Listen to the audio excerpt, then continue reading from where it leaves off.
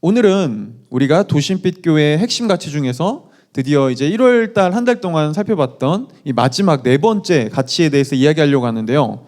여러분들 1월 첫 주째부터 우리 도심빛 교회의 핵심 가치 하나하나를 좀 들어보신 여러분들은 어떠세요? 좀 이번 시간을 통해서 따봉 승현이 땡큐.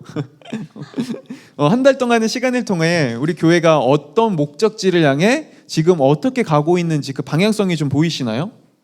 전에도 제가 이 설교를 처음 할 때 얘기했지만 내가 속한 공동체가 지금 어떤 목적을 향해 어떤 방향성으로 가고 있는지를 안다는 건 굉장히 중요해요. 여러분, 서울에 수많은 교회들이 있습니다. 근데 왜 우리는 이 도심빛 교회를 시작했을까요? 우리 화려한 예배팀도 없고 엄청난 섹션도 없고 물론 우리 찬양 인도자들은 다 너무 귀하고 너무 잘해요. 근데 우리 그렇게 막 엄청 화려하진 않잖아요. 뭔가 많이 구비되어 있는 것도 아니고 또 우리만의 교회 공간도 없어요. 부족한 것들 투성이죠. 네. 일단 저부터 부족해요. 그렇죠? 근데 그럼에도 불구하고 여러분들이 이곳에 왔을 때는 각자만의 바람과 또 우리 교회에 대한, 이 도심빛 교회에 대한 궁금증을 가지고 오지 않았을까 싶은데요. 무엇이 됐든 간에 제가 한 가지 확실하게 말씀드릴 수 있는 건 여러분들이 원하는 그거를 줄 능력이 우리는 없다는 거예요. 네. 그리고 그것을 위해 엄청 노력하지도 않을 겁니다. 왜냐하면 우리의 목적이 거기에 있지 않으니까요. 오늘을 포함해서 지난 4주 동안 이야기한 것처럼 이 도심빛 교회의 목적과 방향성은 저에게도 있지 않고 여러분에게도 있지 않습니다. 우리의 방향성은 성경이 말하는 교회에 있습니다. 성경이 말하는 교회가 우리가 가려고 하는 길이고 우리가 가려고 하는 목적입니다. 그렇다고 제가 여기서 여러분들을 무시하겠다는 말은 아니에요. 우리는 성경대로 갈 거니까 여러분들이 뭐라고 얘기했던 나는 귀 닫고 듣지 않을 겁니다. 여러분들 필요 없어요. 라는 말을 하는 게 아닙니다. 왜냐하면 여러분, 성경이 말하는 교회의 목적과 방향성엔 우리가 너무 중요하거든요. 우리가 없이는, 저와 여러분 한 명 한 명이 없이는 성경이 말하는 교회는 이루어질 수 없어요. 결국 성경이 말하는 목적에 따라 교회를 세우는 일이야말로 사실 가장 우리를 위한 일이에요. 이런 기초 아래 우리는 지난 3주 동안 도심빛 교회의 핵심 가치 3가지를 살펴봤는데요. 첫 번째가 뭐죠? 우리 이제 주보 앞에 보면 나와 있어요. 네. 첫 번째가 뭐죠? 네. 복음 중심적 회심에 대해서 이야기해 봤고요. 두 번째는 뭐죠? 하나님 나라의 소망에 대해서 얘기해 봤어요. 그 다음에 세 번째는요? 네. 진실한 공동체예요. 근데 이거 읽어보니까 뭔가 뭐랑 비슷하지 않아요? 우리가 앞서 예배하기 전에 우리가 했던 기도들과 순서가 같죠. 네. 우리는 핵심 가치와 우리가 가고자 하는 목적을 예배 곳곳에 사실은 계속해서 상기하고 우리가 어떤 길을 향해 가고 있고 우리가 무엇을 위해 기도해야 하는지를 사실은 계속 이야기하고 있었습니다. 네. 혹시 오늘 이 자리에 오신 분들 중에서 지난 이 3가지의 내용이 궁금하신 분들은 저기 물답TV 아직 도심교회 유튜브가 없어요. 그래서 언젠가 만들 텐데 일단은 제 거 물답TV 유튜브에 가면은 이걸 편집해서 올려놨거든요. 그래서 그걸 다시 한번 확인해 보시면서 우리가 어디를 향해 가고 있는지를 좀 들으실 수 있습니다. 그리고 오늘 우리는 마지막으로 이제 4번째 핵심 가치인 전인격적인 성장에 대해서 이야기하려고 하는데요. 한번 여러분들에게 물어보고 싶어요. 여러분들은 인생을 살면서 예전에 비해 지금 얼마나 성장하셨나요?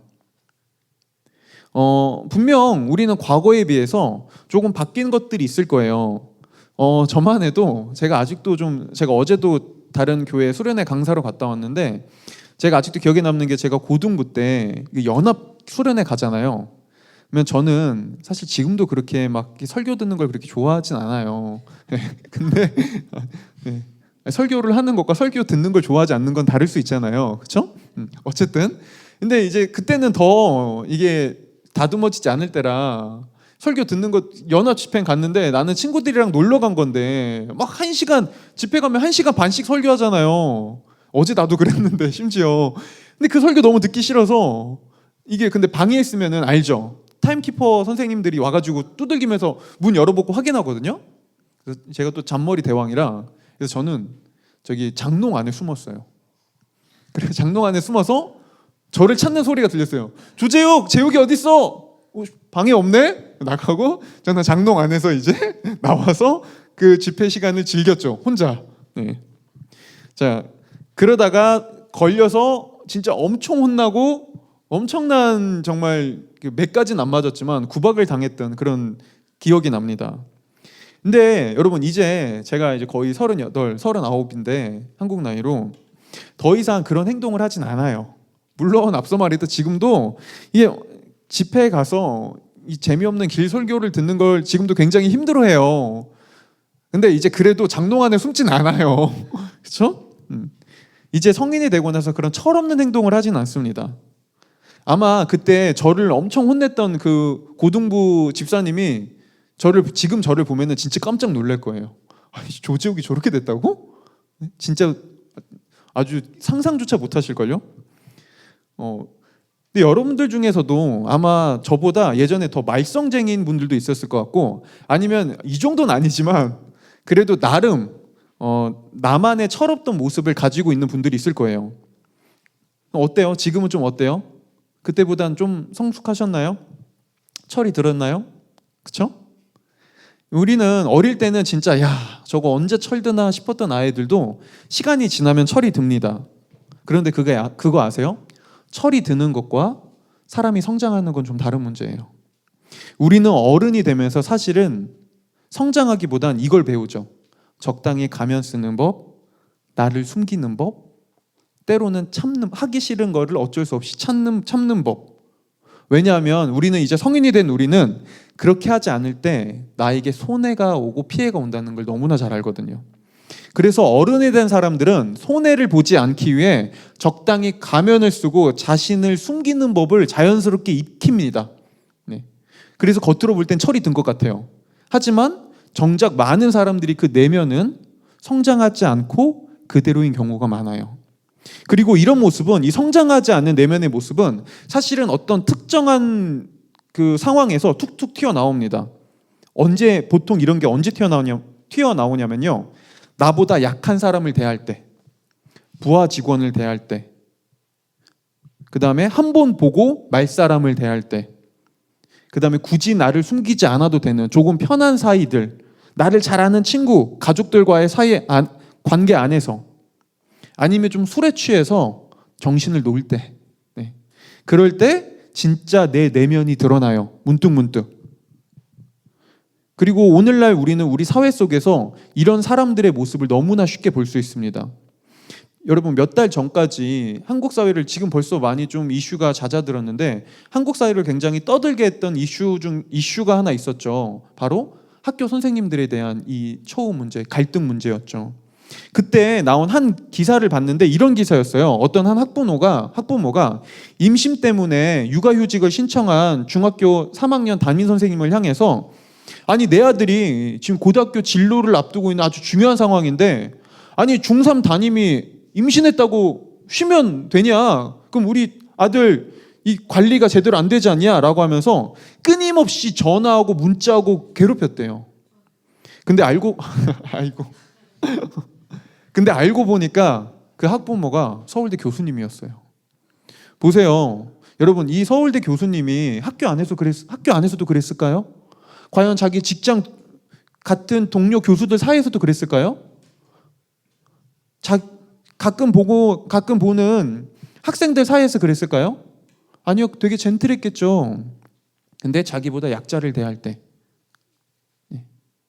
나보다 좀 힘이 없다는 사람을 대할 때 우리의 내면은 드러납니다.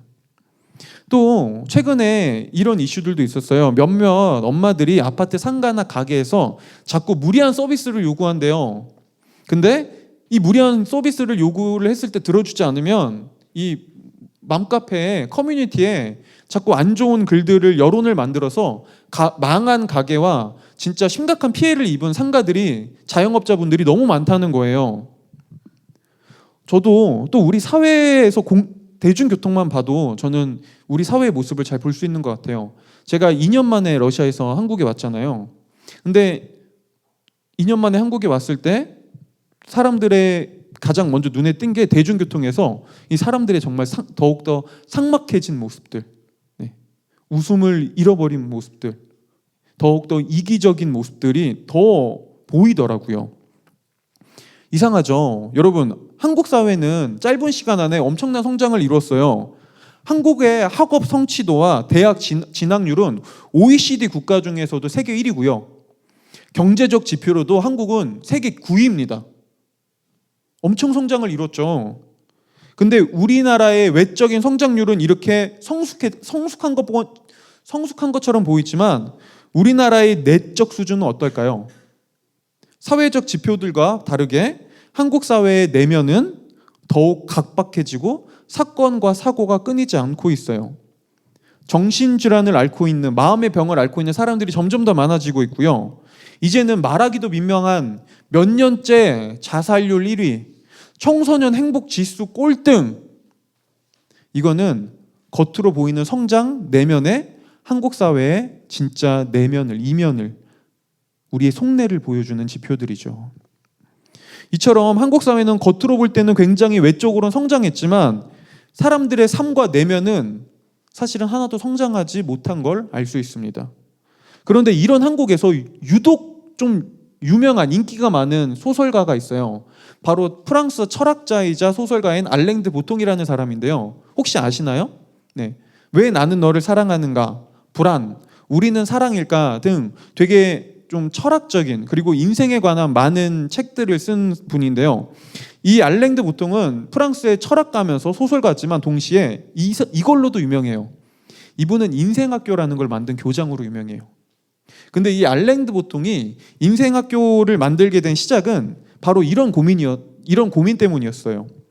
알랭 드 보통이 이 인생을 살아가다 보니까 인생에서 진짜 가장 심각한 문제는 그동안 학교에서 배워온 시험 문제 푸는 법, 진로 결정하는 법, 좋은 회사 취직하는 법, 이런 것들이 아니라 진짜 삶의 문제와 씨름은 이런 거에서 왔다는 거예요. 아니, 내가 나로 살아가는데 왜 나를 잘 모르지? 내 삶의 의미와 목적에 대해서 왜 내가 잘 모르지? 아니, 한때는 내가 좋아서 선택했던 무엇인가가 나를 실망시키고 때로는 내가 나로 살아가는데 내가 어디를 향해 가고 있는지, 내가 잘 살고 있는지 왜 이렇게 헷갈리지? 이 나에 대한 문제였고요. 두 번째는요, 아니 왜 이렇게 사랑을 하면서 사랑이 이렇게 힘들까? 한때는 모든 걸 내어줄 것처럼 사랑했는데 왜 시간이 지나면 이 사랑 때문에 오히려 고통스럽고 아파하고 왜 사랑 때문에 상처받지? 아니 사랑하니까 그저 모든 게 좋을 줄만 알았는데 왜 이렇게 힘들지? 그 다음에 또 이런 거였어요. 인간관계는 왜 이렇게 맺기 어려울까? 왜 이렇게 세상엔 빌런이 많지?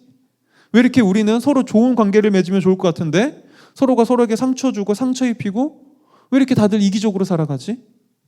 아니 진실한 관계라는 게 존재할까? 또 세상을 잘 산다는 건 뭘까? 이 세상에서 나는 어떻게 살아야 하는가? 왜 한때는 내가 원했던 직업이 왜 나를 실망시키는가? 이런 문제들이었어요. 그리고 그는 이거를 4가지 키워드로 나눕니다. 나와의 관계, 사랑의 관계, 인간관계, 일의 관계. 사람들이 경험하는 인생의 문제들을 보니까 모두 이 4가지 관계 속에서 경험하는 일들이었다는 거예요. 어때요? 여러분들도 아마 각자 인생 힘들다, 삶이 너무 어려워, 쉽지 않아 라고 할 때 이 4가지에 관계된 이야기들 아닌가요? 그렇죠? 그리고 이 사실은 우리로 하여금 사실 굉장히 중요한 한 가지를 보여줍니다. 여러분, 우리는 살면서 정작 가장 중요한 인생을 사는 법을 배운 적이 없어요. 여러분 혹시 이런 거 배워보셨어요? 좋은 엄마가 된다는 것, 좋은 아빠가 된다는 것, 좋은 친구가 된다는 것, 좋은 이웃이 된다는 것, 좋은 직장 동료가 된다는 것, 좋은 사장이 된다는 것, 좋은 자녀와 좋은 남편, 좋은 아내가 된다는 것. 여러분 이런 거 배워본 적 있으신가요?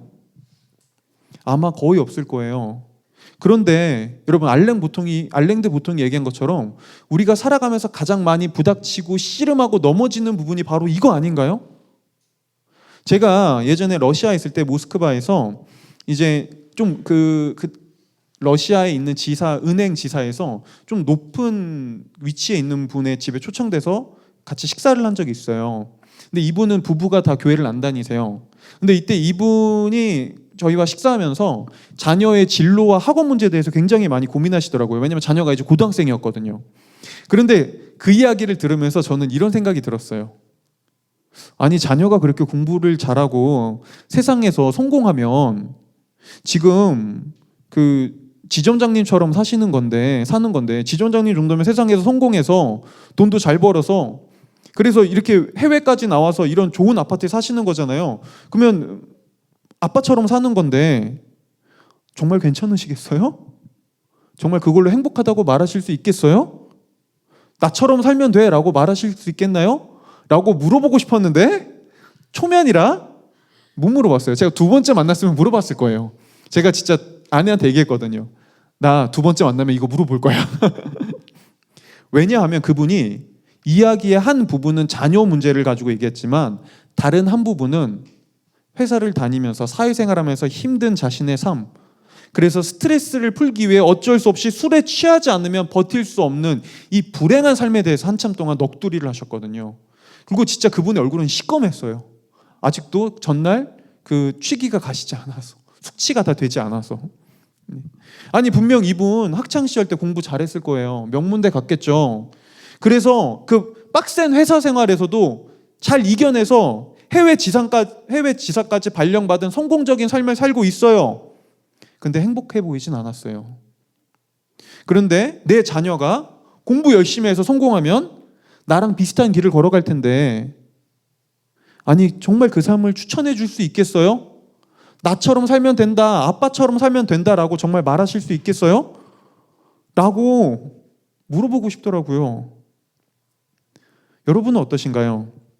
그토록 원하던 성인이 되고 나서 내가 자유를 얻었더니 나름 취업을 해서 예전보다 그래도 좀 돈 좀 버니까 또 가슴 뛰는 연애와 사랑도 한 번쯤 해보니까 어때요? 이걸로 그래, 인생이 이런 거구나.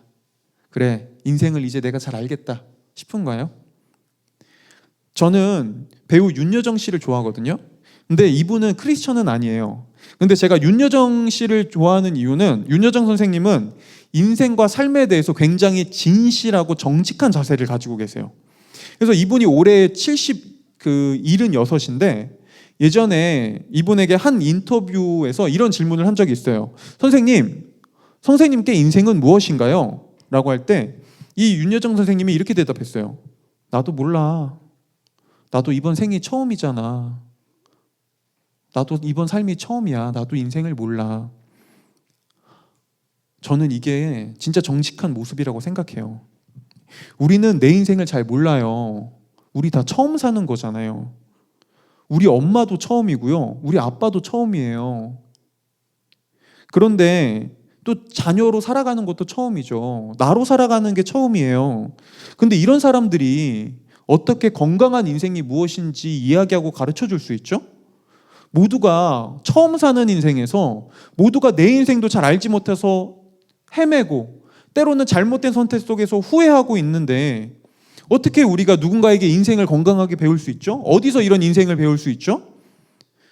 여러분, 역사 속에서 사실 수많은 종교 지도자들과 철학자들이 여기에 대한 대답을 내놓기 위해 수없이 많이 노력했어요.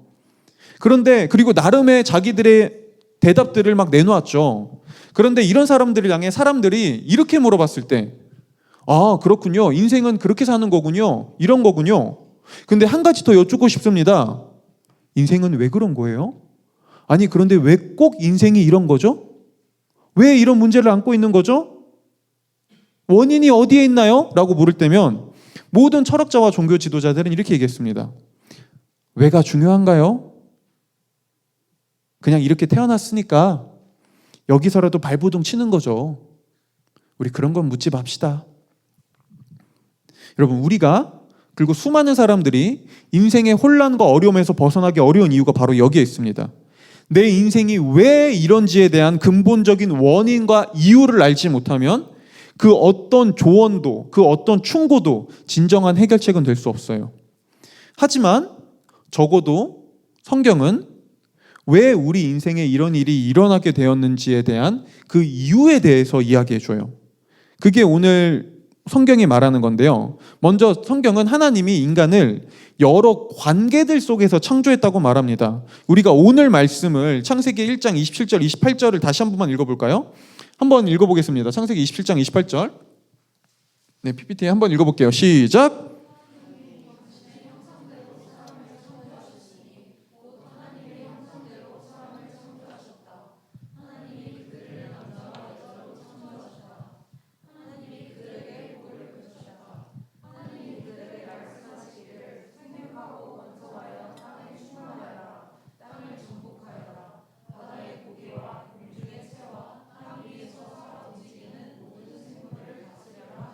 네, 여러분 오늘 성경에서 우리는 하나님이 우리를 어떤 관계들 속에서 창조했는지를 알 수 있는데요. 먼저 첫 번째는요, 창조주 하나님과 관계예요. 이를 두고 성경은 하나님이 인간을 하나님의 형상으로 창조했다고 말해요. 여러분 수많은 신화들은 신이 인간을 창조한 이유가 자신의 노예로 부리기 위해, 자신이 하기 싫은 고된 일들을 시키기 위해 창조했다고 말합니다. 이게 일반적 신화의 이야기예요. 그런데 성경은 하나님이 인간을 노예로 착취하기 위해 만들었다고 말하지 않습니다. 하나님은 인간을 그분을 닮은 자신의 형상으로 하나님의 자녀로 창조했어요. 그래서 이걸 가지고 이종규 목사님은 이렇게 표현했어요. 인간은 하나님을 닮았기에 하나님을 반영합니다. 하나님께서 의지와 지성과 감성을 가지신 분이기에 인간 역시 의지와 지성과 감정을 가지고 사용합니다. 또한 하나님께서 세상을 통치하는 주권을 가지신 분이기에 인간 역시 세상의 수많은 창조물들을 지배하고 다스립니다. 그뿐 아닙니다. 무엇보다도 우리는 하나님의 형상이기에 서로 사랑합니다. 우리는 사랑하는 존재이기에 헤어질 때 아파하고 외로움과 허전함이라는 고통스러운 감정을 느끼고 살아갑니다. 그렇게 인간은 사랑이 없으면 살아갈 수 없는 존재입니다. 이 모든 것은 다 우리가 하나님의 형상이기 때문입니다. 여러분, 이처럼 성경이 하나님이 인간을 그분의 형상으로 창조했다는 말은 우리가 하나님의 DNA를 가지고 태어난 자녀라는 거예요. 그분의 그분을 닮은 존재라고요. 그래서 하나님은 모든 피조물 중에서 인간만 하나님을 닮은 그분과 사랑을 나눌 수 있는 동등한 자격을 가진 그분의 자녀로 창조했습니다. 이게 하나님이 인간을 창조한 첫 번째 관계, 바로 하나님과의 관계예요. 그리고 두 번째로 하나님은 인간을 나 자신과 관계를 맺도록 했어요. 하나님이 인간을 창조했잖아요. 하나님이 나라는 존재를 창조했다고요. 그러면 우리는 가장 첫 번째로 나와 관계를 맺습니다. 여러분, 우리는 모두 각자만의 아주 독특하고 특별한 나로 살아가요. 근데 한번 우리 생각해 보자고요. 이상한 게 우연히 존재했다고 하기엔 인류 역사 속에서 너무나, 지금도 70억 명이지만 인류 역사 속에서 스쳐 지나간 사람들까지 하면 너무나 많은 사람들이 있거든요. 근데 나와 똑같은 사람은 아무도 없어요. 아니, 우리랑 조금 생김새는 비슷할 수는 있어요. 근데 나와 같은 성격, 성향, 환경, 가치관, 완전 나와 똑같은 사람은 없습니다. 이상하죠? 아니, 우리가 우연히 존재하면 이렇게 수많은 사람들이 역사 속에 존재했는데 우연이라도 한 사람 정도는 있을 것 같은데 아무도 없습니다. 그리고 성경은 이유를 말하죠. 우리는 우연히 존재한 존재가 아니라 하나님이 각자의 고유한 모습으로 창조한 유일한 존재라고요. 이게 하나님이 창조한 두 번째 관계인 나와의 관계였어요. 세 번째로 하나님은 우리를 다른 사람들과의 관계 속에서 창조하세요. 성경은 이걸 가지고 이렇게 표현합니다. 하나님이 사람을 남자와 여자로 창조하신 후 생육하고 번성하여 땅에 충만할 것을 명령하셨다. 보세요. 하나님은 인간을 혼자 만들지 않았어요. 인간은 다른 사람과 관계 속에서 번성하라, 생육하라, 뭐죠? 공동체를 이루고 서로가 함께 사랑하고 존중하고 섬기며 하나님이 창조하신 그 목적대로 하모니를 이루며 살아가라 라고 창조하셨죠. 이게 하나님이 우리를 창조한 세 번째 관계입니다. 마지막 네 번째로 하나님은 우리를 하나님이 창조한 세상 속으로 관계를 맺게 하셨어요. 이걸 두고 성경은 이렇게 말해요. 땅을 정복하라. 바다의 물고기와 하늘의 새와 땅에 움직이는 모든 생물을 다스리라. 근데 여기서 땅을 정복하라라는 말은 이 사실 기독교 교회 역사에서 이 땅을 정복하라라는 말 때문에 많은 교회들이 세상을 망가뜨리곤 했습니다. 왜냐하면 정복하라를 정말 내 마음대로 짓밟고 내 마음껏 사용하라는 말로 이해했거든요. 근데 이 말은 짓밟으라, 내 마음대로 마구잡이로 사용하거라라는 말이 아니라 세상을 창조한 하나님의 목적대로 사용하라라는 말이었어요. 이걸 예로 들면 이런 거예요. 여러분, 이 피아노가 신디가 있죠? 네. 여러분, 피아노가 가장 아름다울 때는 피아노의 선율로 가장 아름다운 멜로디가 연주될 때 피아노는 가장 아름답습니다. 그렇죠? 그런데 피아노는 혼자서는 결코 이 아름다운 멜로디를 낼 수 없어요. 누가 있어야 되죠? 피아니스트가 있어야 돼요. 피아니스트가 피아노의 목적에 맞게 피아노를 다스릴 때 그때 피아노는 가장 아름다워지죠. 이게 하나님이 인간에게 말씀하신 거였어요. 세상을 다스리는 모습이요. 내가 창조한 나의 목적대로 세상의 아름다움을 드러내거라. 피아노를 피아노답게, 세상의 창조물을 창조물답게, 일을 일답게 그렇게 하거라. 여러분 보세요. 오늘 성경 말씀 중에서 하나님이 인간을 창조하신 다음에 이런 말씀 하신 적 있나요? 예배 빠지지 말고 잘 드려라. 착하게 살아라. 헌금 잘해라. 헌금 띵 까먹지 마라. 너 기도 하루에 1시간씩은 해라. 여러분 이런 거 말씀하셨어요?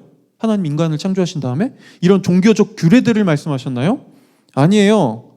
하나님은 그분이 창조하신 여러 관계들 속에서 우리가 어떻게 살아야 행복하고 어떻게 살아야 아름다운 인생을 살 수 있는지에 대한 인생에 대해서 말씀하셨어요. 하나님은 우리가 잘 살기를 원하셨다고요. 행복하게. 단 조건은 하나였습니다.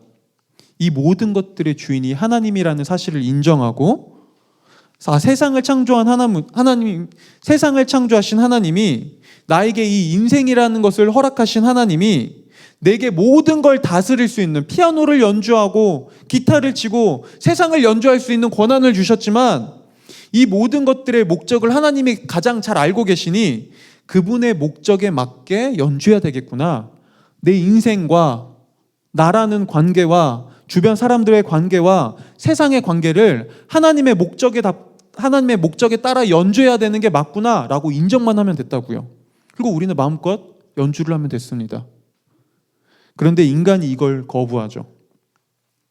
그리고 성경은 바로 이게 죄라고 말합니다.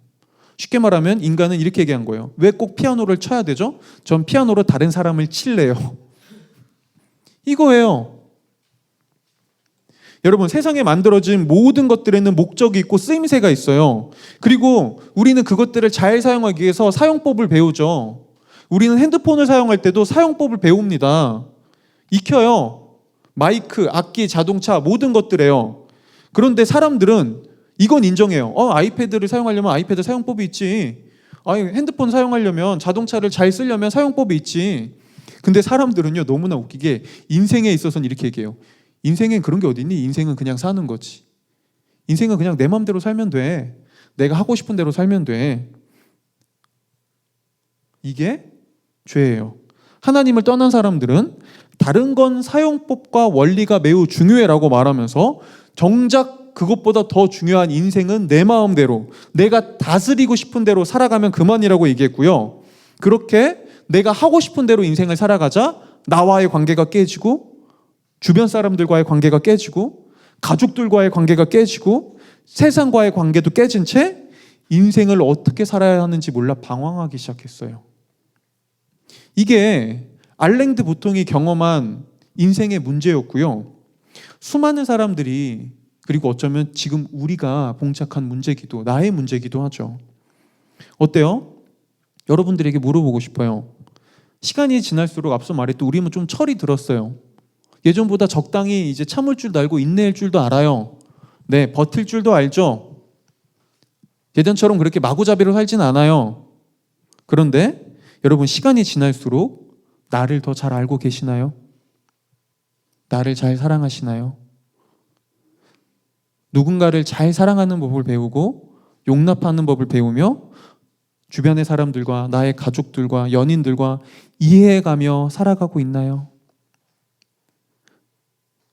아름다운 관계를 맺는 법을 점점 배우면서 그 관계들이 점점 풍성해지고 있으신가요?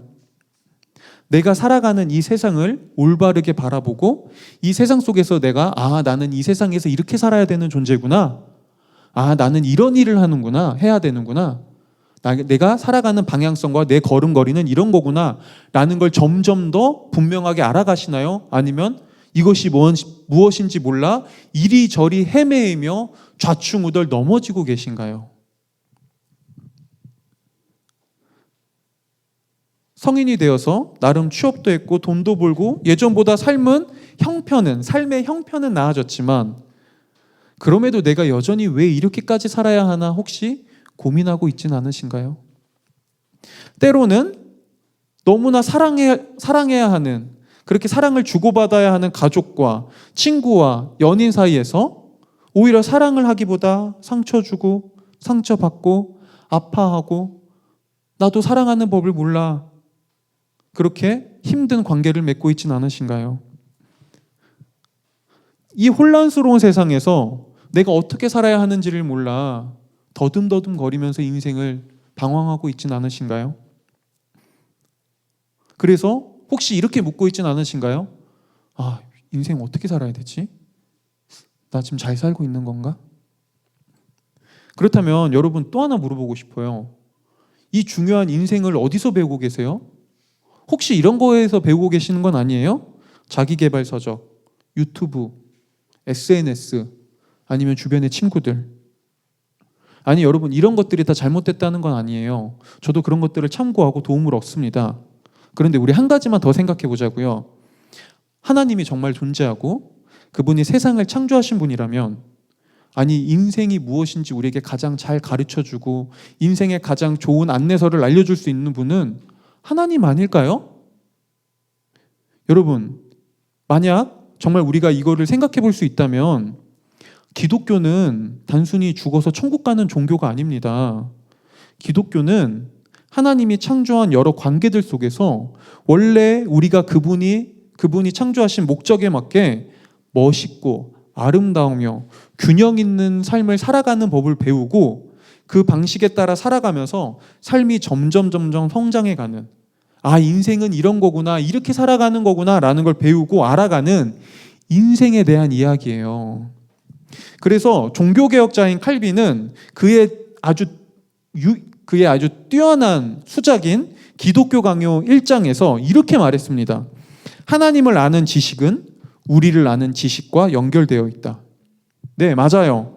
하나님을 믿는다는 건 곧 나와 세상을 만든 하나님을 통해 원래 그분이 목적하신 삶이 무엇인지, 내가 어떤 존재인지, 사람들과 관계는 어떻게 맺는지, 사랑은 어떻게 해야 하는지, 용서와 용납은 무엇인지, 세상을 어떻게 살아야 하는 것인지를 배우고 알아가는 곳입니다. 이렇게 하나님의 다스림에 따라 우리의 삶을 조정해 갈 때 비로소 우리의 삶은 제자리를 찾고 우리는 점점 성장해 가요. 나, 이웃, 세상, 주변의 모든 관계들 속에서요. 이게 전인격적 성장입니다. 결국 여러분 성경이 말하는 그리스도인은 건강한 인생을 살아가는 법을 배우고 알아가며 모든 관계들 속에서 점점 더 성장해가는 사람들이 그리스도인이에요. 그런데 너무나 안타깝게도 오늘날 많은 기독교인들이 성경이 말하는 이 중요한 가르침을 잃어버렸어요. 그래서 그냥 하나님을 믿는 건 죽어서 천국 가기 위해, 아니면 하나님 믿으면 나 세상에서 조금 문제 없이 잘 살게 해주지 않을까 정도로 믿음을 이해했고요. 그러다 보니 사람들은 어느새 교회를 다니고 하나님을 믿으며 이렇게까지 얘기하는 사람들도 생겨났죠. 어차피 우리 죄인이니까 좀 이렇게 넘어지고 실수하고 그냥 좀 이렇게 내가 원하는 대로 살아도 우리 죄악 때문에 그런 거니까 어쩔 수 없는 거 아닌가요? 천국 가면 해결되겠죠. 죄 좀 지어도 회개하면 용서해 주시잖아요. 여러분, 성경이 말하는 천국은 죽어서 가는 좋은 곳이 아니에요.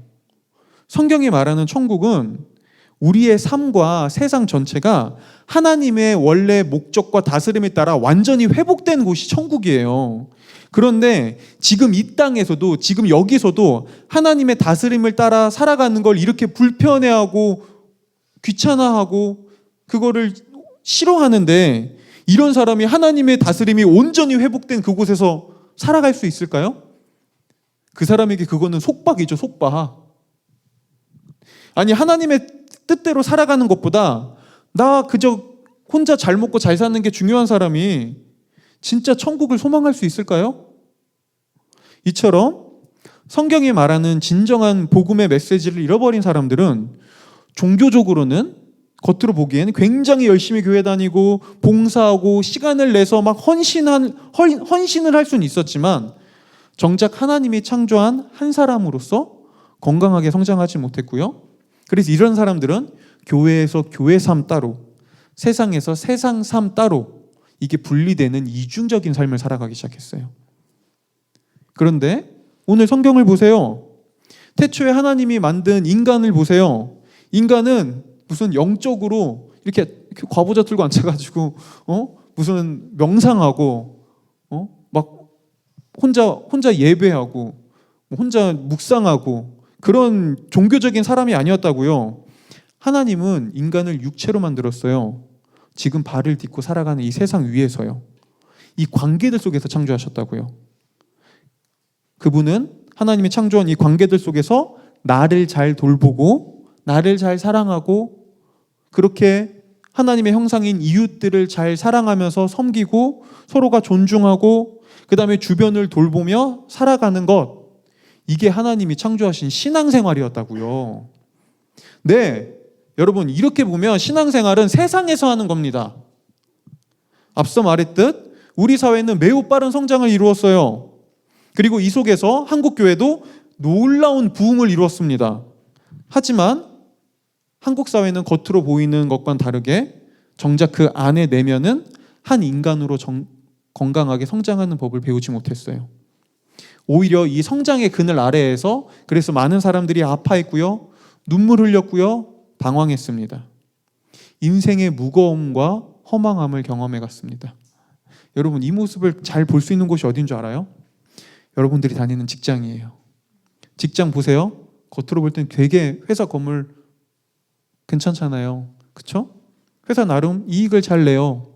근데 보세요. 그 안을, 그 회사를 다니는 그 회사의 구성원인 우리는 어떻죠? 여러분들의 직장 동료는 어떻죠? 그들의 얼굴빛은 어떻죠? 그들의 한숨 소리가 들리지 않으시나요? 이게 우리의 모습이에요. 여러분, 그런데 이건 교회도 마찬가지입니다. 한국 교회는 빠르게 부흥했어요. 많은 사람들이 교회에 나와 시간을 내고 헌신하고 봉사하고 헌금하며 교회는 커졌습니다. 그런데 정작 그 안에서 멋있게 성장하고 자라며 세상과 다른 방식으로 하나님의 목적에 따라 사람들을 사랑하고 사람들과 건강한 관계를 맺으며 진짜 이웃과 친구가 되어주고 주변의 시선에 나를 비교하면서 흔들리지 않는, 정말 나만의 길을 걸어가는, 그렇게 건강하게 성장하는 그리스도인들은 정작 찾아보기 힘들어졌어요. 안타깝게도 많은 사람들이 교회 생활하는 법은 배웠지만 그리스도인으로 하나님의 자녀로 성장한다는 게 무엇인지를 배우지 못했거든요. 하지만 앞서 말했듯 교회는 하나님의 다스림을 받는 사람들이 이제 제가 당신의 뜻을 따라 살아가겠습니다, 당신의 목적에 맞게 내 삶을 살아가겠습니다 라고 고백하고 그것을 배우고 연습하는 곳입니다. 여기 있는 분들 중에서 이제 우리 교회에 어느새 좀 이제 다니신 분들은 우리가 무엇에 힘을 쏟고 있는지 알 거예요. 우리는 많은 시간과 노력을 양육에 쏟습니다. 물론 여러분, 그것도 오해하면 안 돼요. 양육한다는 이유로 사람이 변화되는 건 아니에요, 무조건.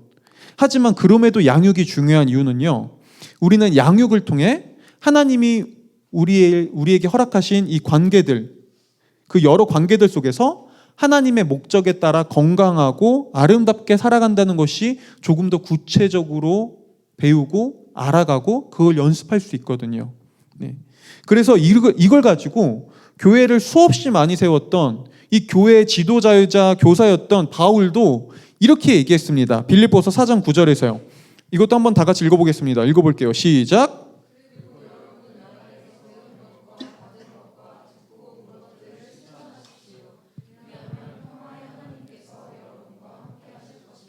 보세요. 여러분, 수없이 많은 교회를 세운 교회 지도자인 바울이 뭐라고 얘기하죠?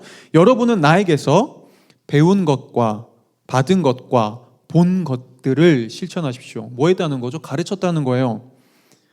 그렇다면 도대체 바울은 조금 더 구체적으로 무엇을 보여주고 무엇을 가르쳐 줬을까요? 우리는 다른 성경에서 여기에 대한 힌트를 얻을 수 있습니다.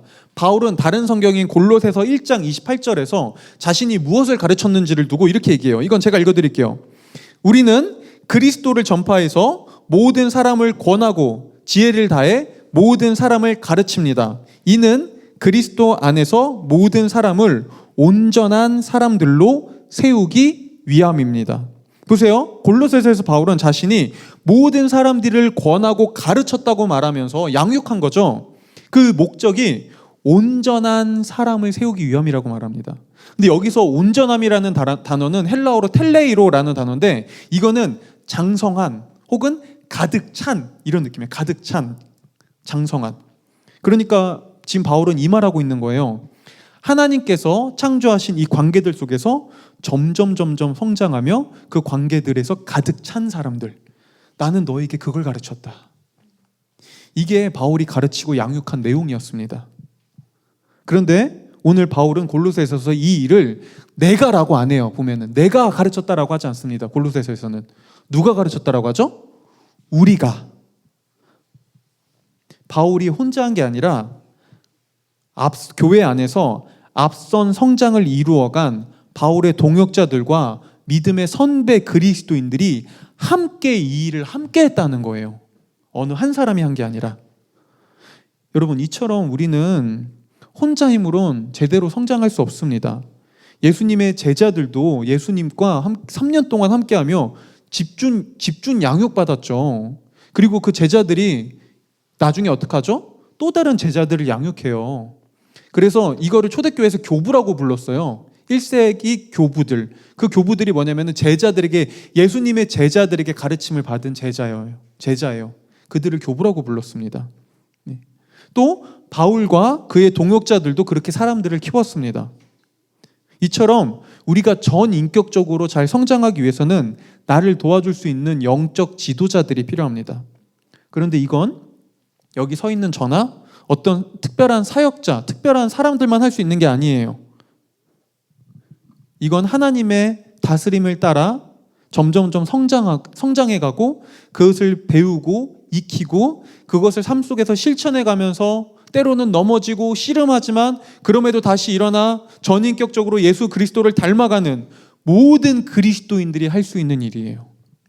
그래서 결국 오늘 바울의 이 이야기는 저뿐만 아니라 여러분을 포함한 우리 모두가 이렇게 말할 수 있어야 돼요. 여러분은 저와 함께하며 저에게서 보고 들은 것을 삶에서 실천해 나가십시오. 그렇게 할 때 우리는 모든 삶의 영역에서 전인격적으로 성장해 갈 것입니다. 여러분, 이처럼 보세요. 하나님을 믿는다는 건 우리가 한 인간으로, 누군가의 자녀로, 누군가의 좋은 연인으로, 누군가의 좋은 배우자로, 누군가의 좋은 부모로, 누군가의 좋은 부하 직원과 상사와 사장으로 멋있게 성장하고 자라가는 걸 뜻해요. 바로 이 모든 것들을 창조한 하나님 아래에서요. 이게 도심빛교회의 마지막 4번째 핵심 가치입니다. 개인적으로도 저도 이 부분에 대해서 많은 큰 도움을 받은 영역이 있는데요. 사실은 저는 사랑, 배우자에 관한 영역이었어요. 왜냐하면 저희 부모님은 저희 집안의 어떤 경제적이라 좀 두 분의 사정 때문에 거의 20년 넘게 떨어져 사셨거든요. 네. 근데 뭐 저는 간혹 종종 이제 저희 어머님을 통해 이야기는 들었죠. 도장 찍고 싶은데 그럴 용기는 없다. 그런 결단도 해보려고 했지만 그때마다 그럴 용기는 안 났다. 그나마 이게 너희 엄마 아빠가 사는 법이다. 1년에 가끔 얼굴 보는 거. 떨어져 살면서. 네. 저는 부모님을 통해 진정으로 부부로서 사랑한다는 게 무엇인지를 배우지 못했습니다.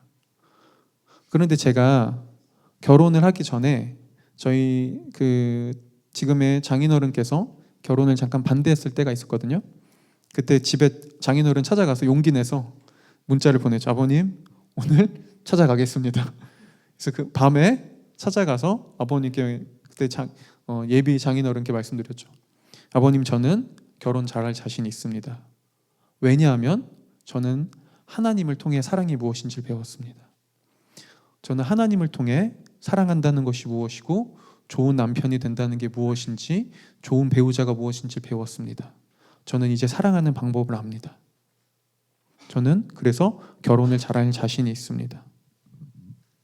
그리고 제가 결혼 생활을 잘하고 있는지 아닌지는 우리 집에 몇 번 와보고 우리 부부의 사이를 알고 있는 여러분들이 누구보다 잘 알 거라고 생각해요. 그렇죠? 이거는 제가 여기서 지어낸다고 지어낼 수 있는 게 아니니까요. 저는 진심으로 여기 있는 여러분들이 진짜 멋있고 아름답게 성장하고 하나님의 창조한 목적에 따른 멋있는 삶을 배우길 원해요. 그래서 하나님이 우리에게 허락하신 인생이라는 것 이 자체를 잘 살아내길 원합니다. 이 일을 위해서요, 가장 먼저 제가 앞서서 도울 거고요. 또 여러분들도 그렇게 누군가를 도와주세요.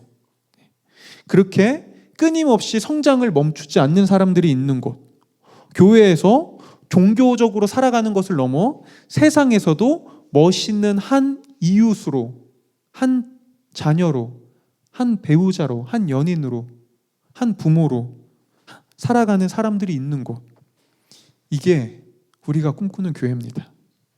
그리고 이 일을 위해선 우리는 하나님께 순종해야 하죠. 그분의 말씀에 따라 순종해 가야 돼요. 마지막으로 이 얘기만 하고 마칠게요.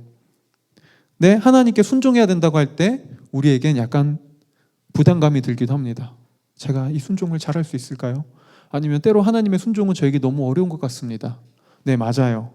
근데 여러분, 그럼에도 불구하고 우리가 순종할 수 있는 이유가 있습니다. 보세요. 하나님의 아들인 예수 그리스도께서는요, 이 땅에 내려와 하나님께 그렇게 너무나 불순종하고 하나님을 너무나 싫어하고 하나님을 미워하며 떠났던 우리를 위해 그분은 죽기까지 하나님께 순종하셨습니다. 그분은 죽음도 불사하며 하나님께 순종했어요. 왜요? 하나님께 불순종하는 저와 여러분을 위해서요. 하나님께 순종하기를 그렇게 싫어하는 저와 여러분들을 위해서 그분은 죽기까지 순종했습니다. 우리를 대신해서요. 그렇게 그분은 우리를 완전히 용서하고 우리를 완전히 사랑하셨어요. 여러분, 이 예수님을 볼 때, 이 하나님의 아들이신 예수 그리스도께서 우리를 위해 어떻게까지 순종하셨는지를 알 때, 그분의 사랑과 은혜를 알 때 우리는 그분께 순종하고 싶어져요. 여러분, 순종하고 싶으신가요? 그럼 노력하지 말고 예수 그리스도를 바라보십시오. 죽기까지 순종한 그분을 바라보십시오. 그렇다면 우리는 그분께 기꺼이 순종하게 됩니다. 어때요? 우리 함께 성장해 가시지 않으시겠나요? 기도하겠습니다.